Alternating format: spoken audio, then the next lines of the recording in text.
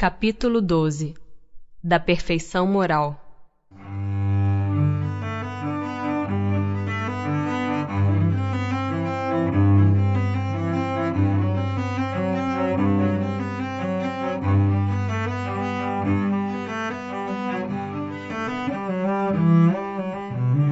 As virtudes e os vícios. Qual a mais meritória de todas as virtudes? Toda virtude tem seu mérito próprio, porque todas indicam progresso na senda do bem. Há virtude sempre que há resistência voluntária ao arrastamento dos maus pendores. A sublimidade da virtude, porém, está no sacrifício do interesse pessoal pelo bem do próximo, sem pensamento oculto. A mais meritória é a que assenta na mais desinteressada caridade. Há pessoas que fazem o bem espontaneamente, sem que precisem vencer quaisquer sentimentos que lhes sejam opostos. Terão tanto mérito quanto as que se veem na contingência de lutar contra a natureza que lhes é própria e a vencem? Só não tem que lutar aqueles em que já há progresso realizado. Esses lutaram outrora e triunfaram. Por isso é que os bons sentimentos nenhum esforço lhes custam e suas ações lhes parecem simplíssimas. O bem se lhes tornou um hábito. Devidas lhes são as honras que se costuma tributar a velhos guerreiros que conquistaram seus altos postos.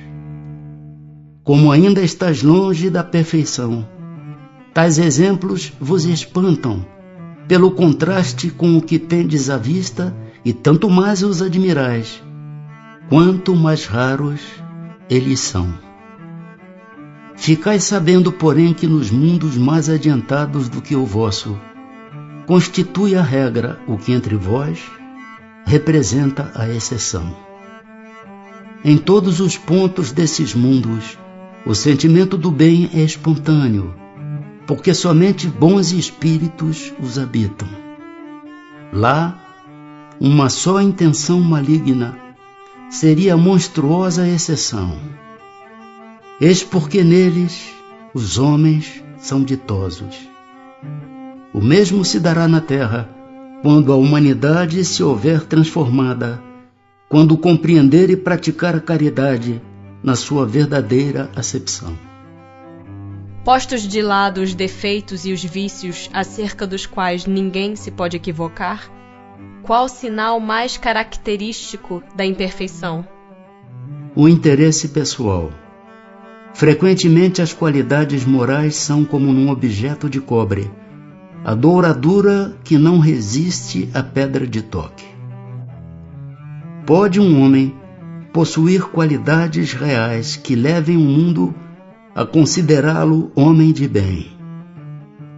Mas essas qualidades, conquanto assinalem um progresso, nem sempre suportam certas provas, e às vezes basta que se fira a corda do interesse pessoal para que o fundo fique a descoberto. O verdadeiro desinteresse é coisa ainda tão rara na terra que, quando se patenteia, todos o admiram como se fora um fenômeno.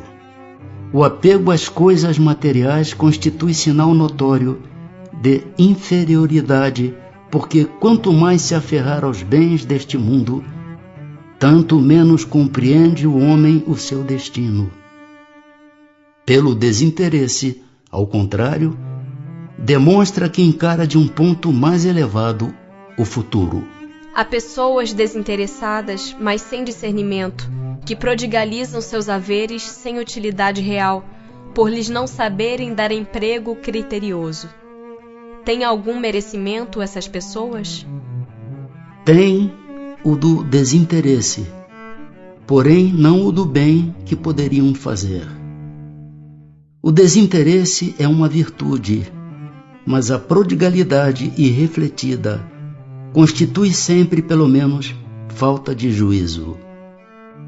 A riqueza, assim como não é dada a uns para ser aferrolhada num cofre forte, também não o é a outros para ser dispersada ao vento. Representa um depósito de que uns e outros terão de prestar contas, porque terão de responder por todo o bem que podiam fazer e não fizeram, por todas as lágrimas que podiam ter estancado com o dinheiro que deram aos que dele não precisavam. Merecerá reprovação aquele que faz o bem sem visar a qualquer recompensa na terra, mas esperando que lhe seja levado em conta na outra vida e que lá venha a ser melhor a sua situação? E essa preocupação lhe prejudicará o progresso? O bem deve ser feito caritativamente, isto é, com desinteresse. Contudo, todos alimentam um desejo muito natural de progredir, para forrar-se a penosa condição desta vida. Os próprios espíritos nos ensinam a praticar o bem com esse objetivo. Será então um mal pensarmos que praticando o bem podemos esperar coisa melhor do que temos na terra? Não, certamente.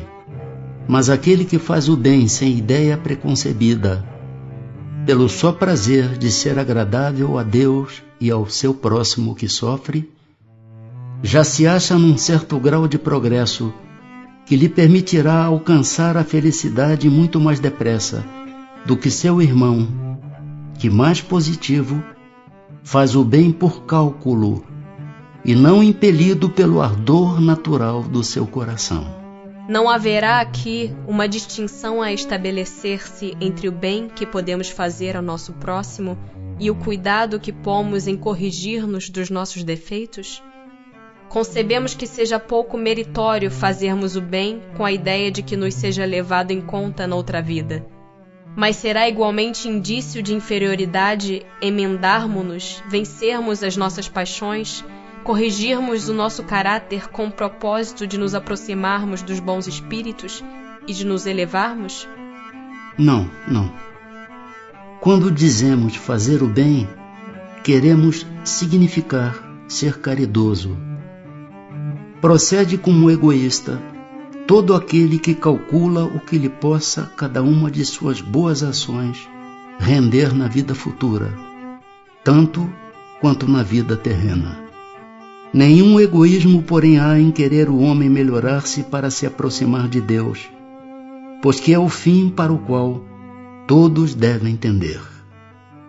Sendo a vida corpórea apenas uma estada temporária neste mundo, e devendo o futuro constituir objeto da nossa principal preocupação, será útil nos esforcemos por adquirir conhecimentos científicos que só digam respeito às coisas e às necessidades materiais?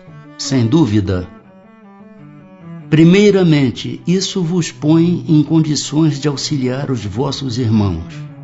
Depois, o vosso espírito subirá mais depressa se já houver progredido em inteligência. Nos intervalos das encarnações, aprendereis numa hora o que na terra vos exigiria anos de aprendizado. Nenhum conhecimento é inútil. Todos mais ou menos contribuem para o progresso, porque o espírito, para ser perfeito, tem que saber tudo, e porque, cumprindo que o progresso se efetue em todos os sentidos, todas as ideias adquiridas ajudam o desenvolvimento do espírito. Qual o mais culpado de dois homens ricos que empregam exclusivamente em gozos pessoais suas riquezas, tendo um nascido na opulência e desconhecido sempre a necessidade, devendo o outro ao seu trabalho os bens que possui? Aquele que conheceu os sofrimentos, porque sabe o que é sofrer. A dor, a que nenhum alívio procura dar, ele a conhece. Porém, como frequentemente sucede, já dela não se lembra. Aquele que incessantemente acumula haveres, sem fazer o bem a quem quer que seja, achará desculpa que valha na circunstância de acumular, com o fito de maior soma legar aos seus herdeiros? É um compromisso com a consciência má. Figuremos dois avarentos, um dos quais nega a si mesmo o necessário e morre de miséria sobre o seu tesouro, ao passo que o segundo só o é para os outros, mostrando-se pródigo para consigo mesmo, enquanto recua ante o mais ligeiro sacrifício para prestar um serviço ou fazer qualquer coisa útil, nunca julga demasiado o que despenda para satisfazer aos seus gostos ou às suas paixões. Peça-se-lhe um obséquio e estará sempre em dificuldade para fazê-lo.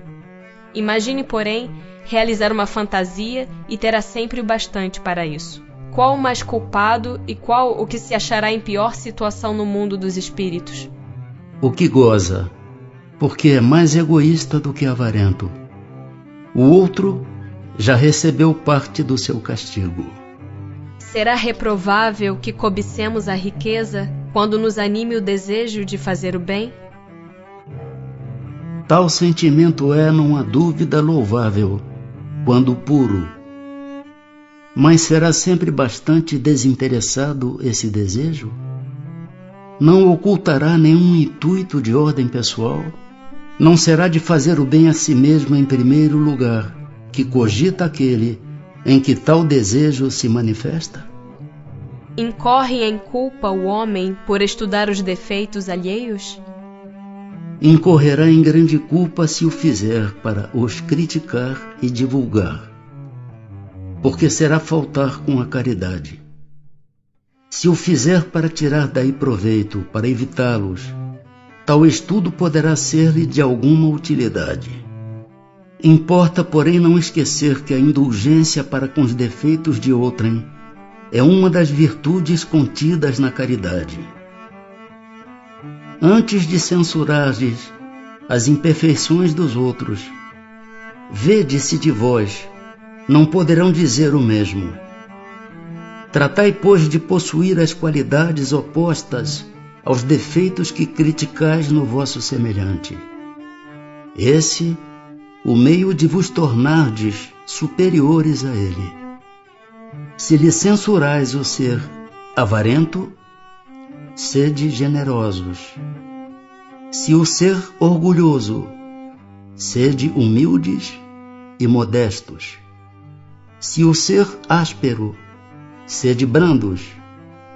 Se o proceder com pequenez, sede grandes em todas as vossas ações.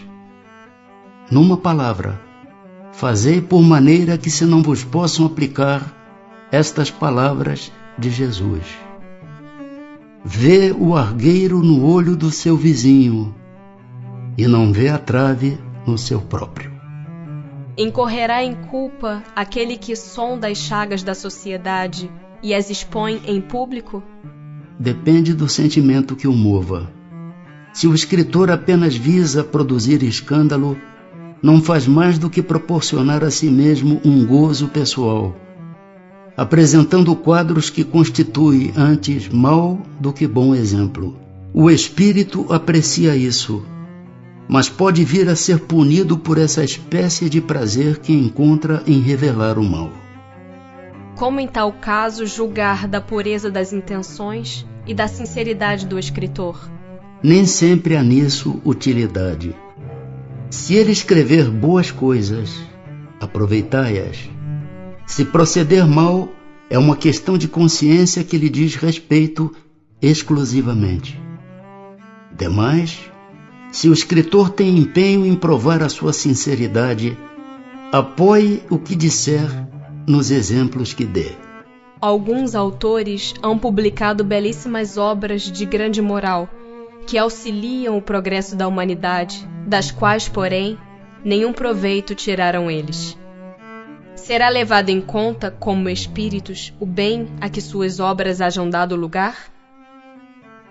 A moral sem as ações é o mesmo que a semente sem o trabalho. De que vos serve a semente, se não a fazeis dar frutos que vos alimentem? Grave é a culpa desses homens, porque dispunham de inteligência para compreender. Não praticando as máximas que ofereciam aos outros, renunciaram a colher-lhes os frutos. Será passível de censura o homem por ter consciência do bem que faz e por confessá-lo a si mesmo? pois que pode ter consciência do mal que pratica, do bem igualmente deve tê-la, a fim de saber se andou bem ou mal. Pesando todos os seus atos na balança da lei de Deus, e sobretudo na lei de justiça, amor e caridade, é que poderá dizer a si mesmo se suas obras são boas ou más, que as poderá aprovar ou desaprovar. Não se lhe pode, portanto, censurar que reconheça haver triunfado dos maus pendores e que se sinta satisfeito, desde que de tal não se envaideça, porque então cairia noutra falta.